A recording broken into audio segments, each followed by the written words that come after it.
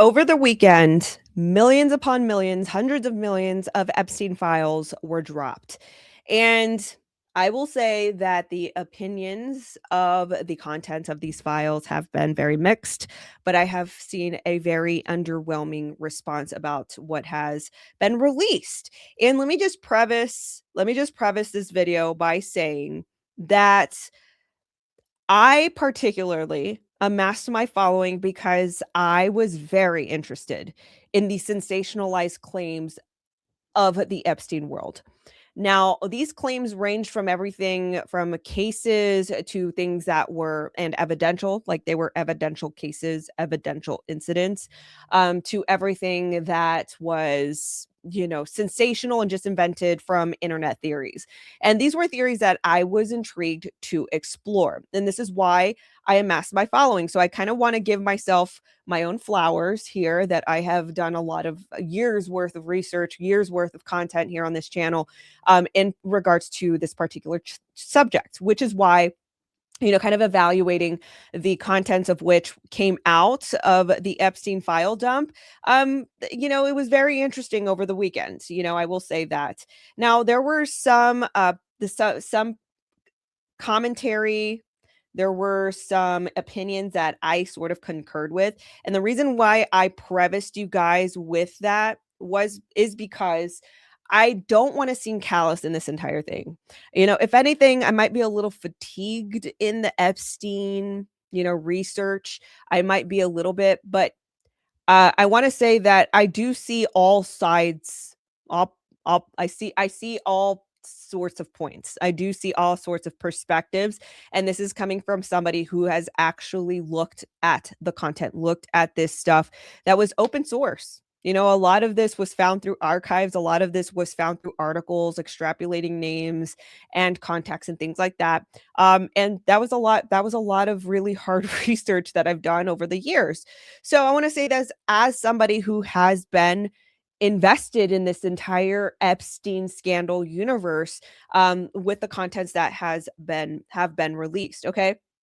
So let's just kind of go through some of these opinions that I kind of share, or I can see the perspective of. For instance, Magical Trevor says the Epstein bomb did exactly what it was intended to do.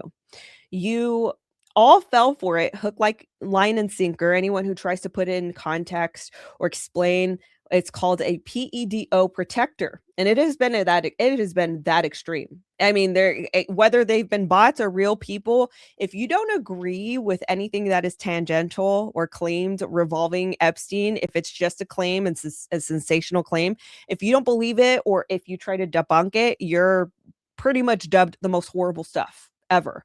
And it says if Trump was involved in this, he would have been persecuted already. And we are going to go through a sensational claim about Trump and this whole scenario that had been submitted to the tip line of the FBI. And he makes a very important claim. He makes a very important comment here that if Trump were implicated in this entire thing with Epstein, you guys know that the mainstream media has not been flattering on Trump for the past, whatever, however time, the existence of time of Trump running, from his campaigning to his presidencies, plural, they have not been kind to Trump. So if they had any dirt on Trump, I'm pretty sure that this would have been like the first thing to have hit the airwaves, by mass. And so he makes a fair point here. Now, I want to go back to his first sentence here where he says, the Epstein bomb did exactly what it was intended to do. You all fell for it, hook, line, and sinker. Now, I particularly believe, as somebody who has, number one, been in the conservative influencer bubble, we'll just say bubble, even as a small creator, even as somebody who has had small accounts, as somebody who has seen all this, I have seen all of this morph into a weaponized psyop. Many conservatives, many of these people have, some of these influencers have popped out of nowhere, amassed massive followings, and have weaponized this as like some sort of psyop. And it's been used to fracture the conservative party. That's just something that I've seen. And a lot of the sensational claims, like Trump is implicated in all these things. It has been one of those subjects that has been used and weaponized to fracture the party. So I definitely see his point here. Now I want to go to this point here where he's quote retweeting Thomas Massie. Now, many of you may or may not know Thomas Massie is one of these politicians that has been very opportunistic in the Epstein whole thing. You know, he has marched alongside with Marjorie Taylor Greene and the Epstein victims who have been airing their frustrations with the DOJ and in not releasing an Epstein client list. Now, with that being said, and I would just want to show you this. This is from the BBC where he says, we know their names. Epstein victims say that they are making their own list. This is back in September of 2025. And yet I don't think that that was ever released. You know what I mean? So this was Thomas Massie who marched alongside these victims who said that they were going to amass their own list and release it because the DOJ was taking so long, that they knew the clients and they would have released it. Well, there was millions upon millions of files and a client list was not released. Now, was a client list promised? You know, I think it was insinuated. I think there were like files that were insinuated when there were questions about a list. But, you know, I don't know that an entire list was ever promised. I do think that there were files that were promised. I don't think that entire list was promised. Now, that's not to say that there is not a list. I am just saying that there was once a claim by the Epstein victims themselves that they were going to amass this list and release it. And yet millions upon millions of files were just released and none of that existed in the files. Now, I'm not saying that it doesn't exist. I'm just saying that, you know, there was something that was said to be that was going to be done and it wasn't done, and Thomas Massie tied his name to it. Now, this person who has been disappointed through this entire thing said, it's a shame because many of us cared about the Epstein files. Many of us were upset with our president for how he handled it. Many of us thought the worst, but then they ruined everything by mass dumping all this nonsensical crap, then invalidated all of it, you know? And again, we're going to go through some of this. Talk about not getting justice for the victims. Now, everybody will believe talk about not getting justice for the victims. Now, nobody will ever believe anything in there. The reason they don't admit evidence at trial or seal evidence is because of this. This is a really, really good point. This is a really good point because, you know, you have seen really wild, sensational stories that have been kind of spun up in the conspiracy world, and they have had no real evidence. Now, this is somebody who has believed it before. This is somebody who has peddled these type of conspiracies myself, and this is my self-admission. Now, I have matured. I have, you know, grown older and developed my frontal lobe cortex a little more. And so, with that being said, I'm a bit more nuanced with the way that I view all of this stuff. And so, with that being said, all of the sensational stories are now muddied into the human T wording world, child T wording world, SA world. You know, it's like everybody who thinks human T wording or sex T wording, they think Epstein. And then they think the sensational conspiracy stories. And it's like, that's not the entire industry of human T wording. And that's the thing too, like it kind of muddies the waters, not just for the Epstein victims, the genuine Epstein victims that were actually victimized. But it muddies the waters also for actual victims in the human T wording world, because it's like that's all they're associated with is the Epstein world. So that's, you put out millions of pages of complete nonsense that people will turn into drama or defame innocent people, when the actual valid info is what was important. Case files were important, trial records, releasing anonymous tips to the FBI that were from deranged wine moms was the stupidest thing you could do, and nobody will take any of it seriously, I think is what he meant. Epstein emailed Bob out of adopting a puppy, which he offered to deliver to his island residence. So Bob, the puppy breeder, rapes I'm sorry, I didn't mean to say that word, but our words children. That's proof. So that's how he says that's how retarded you idiots are, and how Massie was oblivious to this foreseeable tragedy. Ironically, the only people protecting, I'm sorry, I'm reading too fast. Ironically, the only people protecting justice for the victims were the people that tried to prevent this method of dissemination. And this was something that I actually here, I'm going to actually pull this tweet up. I'm going to actually add one more thing to this, because this was a good point that somebody made that I really, really concurred with, that nobody really has a patience for any process anymore.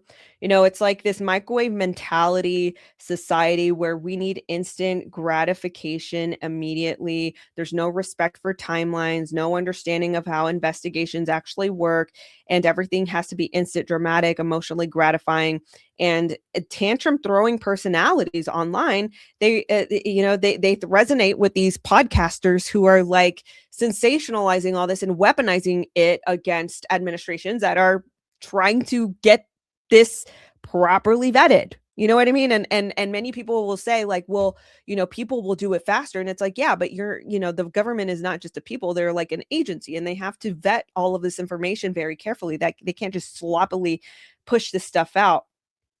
So anyway, this tweet right here is what I will share with you guys. It says, uh,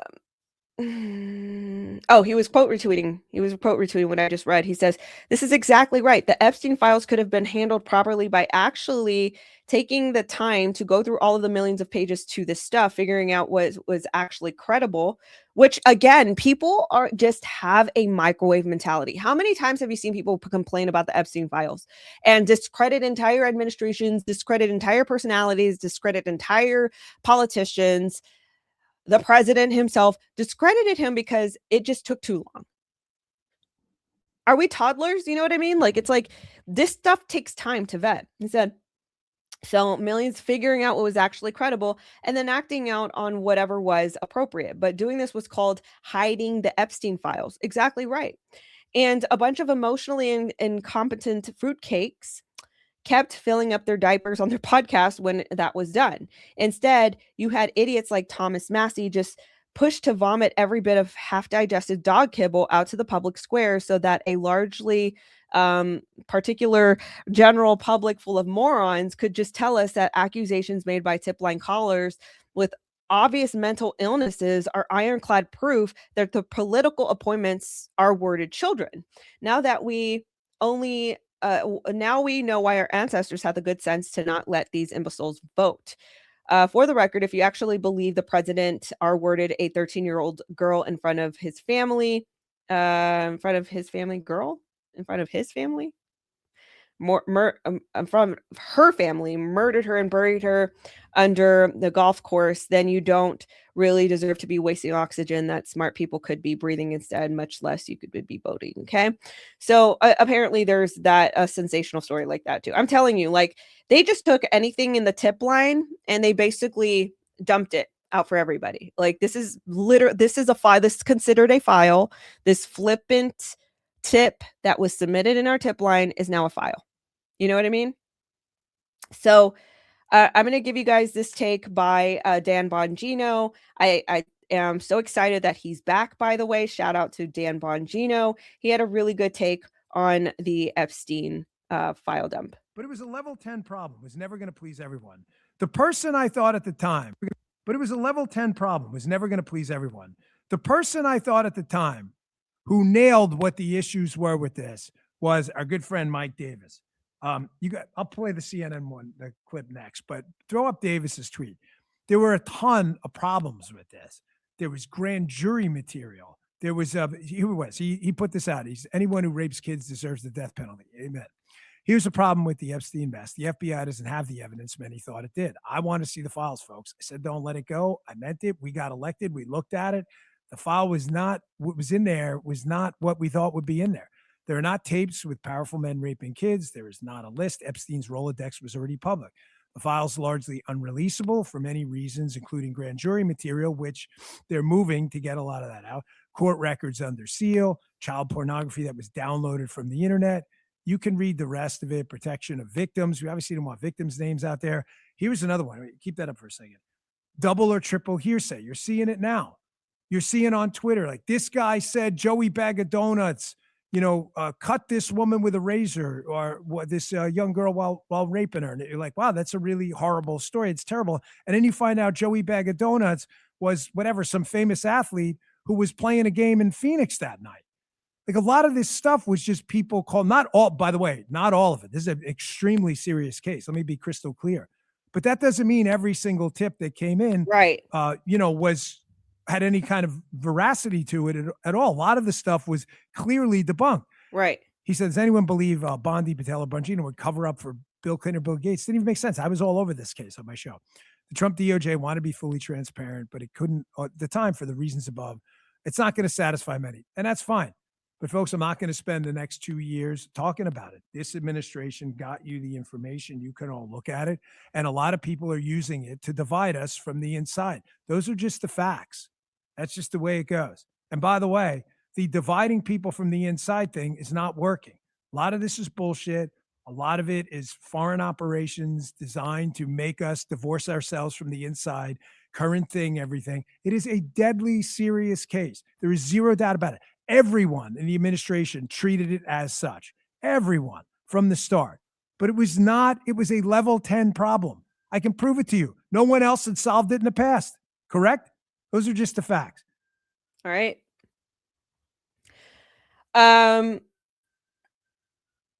Yeah.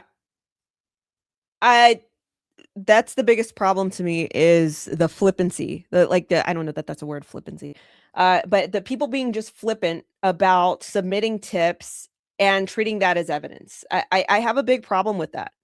I have a big problem with that. Now, I don't know if I mentioned this already in this video, but if you guys remember, I did a series on Chris Cornell, Chester Bennington. There was a whole thing about even that, like that they were connected to the Epstein universe somehow because they were making a documentary. That got me interested, okay? Because homegirl here is a big nu metal classic rock fan. And of course, like any classic rock fan, especially the rock days of the 2000s, early 2000s, the 90s, grunge rock, these were people that were really, really talented. These were really, really adored musicians. And this was a big shock when we lost both of them. Anyway, with that, I'll be then just being, giving you guys my personal music interest and all that. This was a big, compelling thing for me to look into, that they were both conspiring to fund this documentary that exposed child T-wording, and, it was somehow connected to the Epstein thing and blah, blah, blah. Like, that's the theme of which these stories were submitted to the FBI tip line. Now, all that to say, I think you should spend a good, I think the documentaries are like a solid, 2 hours, a little over 2 hours if you watch them together. But they're really, really good documentaries. I'm really proud of them. Unfortunately, they got super shadowed. Super duper. They are super duper. I might put them out on X. If you guys follow me on X, follow me there, because I feel like maybe now they will get a little traction. But yeah, they did not get the attention that I spent years making those documentaries, years putting this information together. But basically it was stuff like that, where it was like, Chester and Chris Cornell were funding this documentary and blah, blah, blah. And it's like, a lot of these things that were thought of both of them and that were conflated with them, they were not actually true. And I went into intricate measures of showing you guys what I was talking about. So anyway, human sacrifice, torture, at the Frogmore Cottage, the most ridiculous discredited claims made to the FBI tips line and released in Epstein files. A number of discredited, outlandish claims made itself through the tip line about Jeffrey Epstein. I'm just going to kind of fast forward through here. Amid the 3 million pages, 180,000 images, 2,000 videos posted publicly were several of substantiated tip-offs officials received via the National Threat Operation Center tip line. The tip line was publicly made available that anyone could contact the FBI and report their allegations. One discredited claim from 2020 alleges that Andrew Mountbatten Windsor, the former Duke of York, was an accessory to the death of one of Epstein's purported victims. Back in the 90s, Ghislaine Maxwell recruited a girl for a modeling career, an email from a man named Brian Miller with the subject Glenn reads, "Instead of modeling, she was sold as a slave for sex and torture." Prince Andrew was also an accessory to her death as he tortured her and forced her murder. I need to get a passport to identify her. I need someone to contact the passport office to get an expedited passport. That's just one. Okay. That was a mouthful, but that was just one tip. Another tip-off sent by an unidentified source accuses Epstein and former U.S. President Bill Clinton of R-wording him on a yacht before his feet were cut off in a ritualistic sacrifice. Many of the tip-offs sent to the FBI were included in files appear to be unsubstantiated allegations of SA related to U.S. President Donald Trump and other high-profile figures. Okay, so in a statement, the DOJ basically said these files may include fake or falsely submitted images, documents, or videos, as everything that was sent to the FBI by the public was included in the production that was responsive to the act. Okay. The unidentified male who alleged he was R-worded by Epstein and Clinton on a yacht made his claims to the FBI in a phone call in August of 2019. He alleged that the R words occurred in the year 2000 on a yacht trip, also attended by Trump and his wife, Melania. You know what I mean? Like, it's like stuff like this. It's just a phone call. There's no evidence. It's just like, so we're just supposed to believe this? You know? And before I would be intrigued because I would immediately believe this as the truth without any substantiated evidence behind it. He claimed that he was R-worded with being drugged and that the incidents became repressed memories. And since he has recovered in therapy since 2016, future unsubstantiated claims, he claims he was a victim of a ritualistic sacrifice in which his feet were cut off with a scimitar that left no scarring on the yacht. So this guy possibly, I don't know. Here, you guys can, I'm going to pause. If you guys want to pause this, you can pause this and read it on your own. But possibly, I'm just saying possibly, what this sounds like to me, this is my personal opinion, and I'm going to sound a little bit callous when giving my opinion. It could be that this guy has a mental illness and that he is an amputee and his feet were surgically removed for whatever medical reason. I don't know. Diabetes is one reason. Gangrene, maybe. I don't know. That's just my personal opinion. But this is the type of stuff that I'm talking about. Crazy, sensational things like this that have muddied the waters of this entire thing. And my motto this entire time, like, there's so many other I can't. I'm gonna actually like exit out of this tab because it's taking up so much computer CPU. All right. Okay. With that being said,